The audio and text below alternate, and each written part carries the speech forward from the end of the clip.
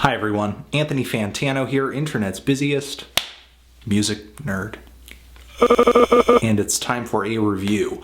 Wu-Block, self-titled. This LP is a collaborative album that was originally intended to be kind of a joint venture between Wu-Tang Clan and D-Block. Jadakiss, Sheek, Louch. But it eventually just kind of got whittled down to Ghost and Louch. And I'm sure because of that, many fans reacted thinking, you know, this project didn't even reach its original ambition.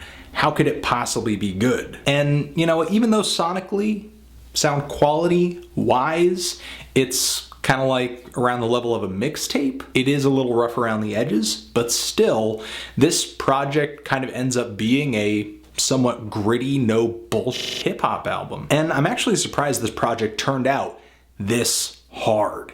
As many of you already know, the 90s was kind of a golden age for hardcore, tough as nails hip-hop. And in the late 90s, early 2000s, that's around the point when a lot of New York gangstas became glamorous. East Coast hardcore hip-hop started getting poppier, slicker, more sterile production. You saw this incorporated on Wu-Tang albums like Iron Flag with singles like Uzi and Rules, collectives like Rough Riders and D-Block, who eventually signed with Rough Riders, the Diplomats 2, and the slickest of them all, in my opinion, EONE.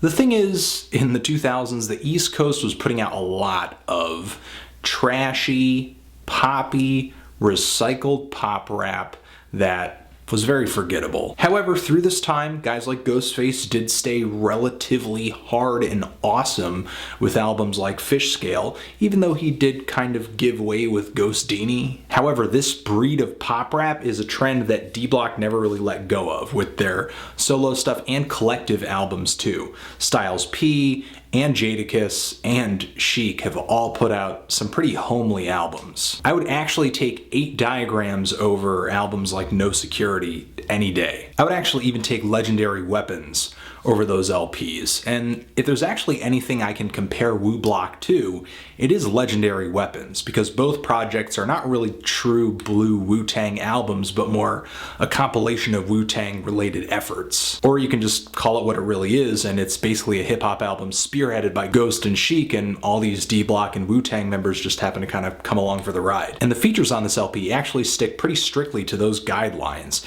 Jadakiss shows up for a few verses, Styles P shows up for a few more, Raekwon has a few, Method Man has a few, Inspector Deck and Master Killah actually show up on here, and GZA, who probably should have had more verses on here, shows up for one too. His contribution to the track Drivin' Round is especially awesome, and Erykah Badu is actually featured as a guest vocalist on that track too. Now, I mean, what this album basically has going for it, the best thing it has going for it is the rapping. It's the cadence, it's the flow, it's the energy, it's basically the chemistry that these guys have, having known each other for so long and admiring one another's work. That's not something you can just get by just throwing random collections of rappers together. And on this LP, it definitely shows that experience pays off in a pretty big way. The opening track on here is a smooth piece of soulful boom bap that is titled Crack Spot Stories, and one by one, Ghostface, Sheek, Jada, and Raekwon paint this really vivid picture of exactly what is said in the title. Easy women, empty bottles, foods everywhere, people are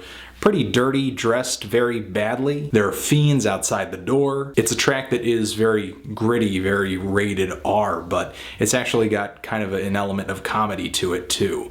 And the track Guns for Life is pretty much wordplay about gunplay, which conceptually has been done before, like on tracks such as My Buddy, but I actually like the beat on here a lot, and I love some of the lines that these guys are dropping, like Ghostface with the diet of lead, and the line that Sheek drops about having his gun since it was 9 and now it's 22, but it thinks it's 45.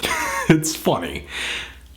at least for me. And the track Drivin' Round is a nice cool down point for this LP. One of the slower, more emotional songs. It samples a moody passage from the verse of the Show Nuff Must Be Love song from the band Heatwave. It snatches a vocal sample from the track of the singer singing Drivin' Round. And I like that that vocal is actually worked into some of the lines in the rapping. I love it when that stuff happens. Interaction with the instrumental, so to speak. And the song is essentially like a very dark and dingy depiction of where they're from.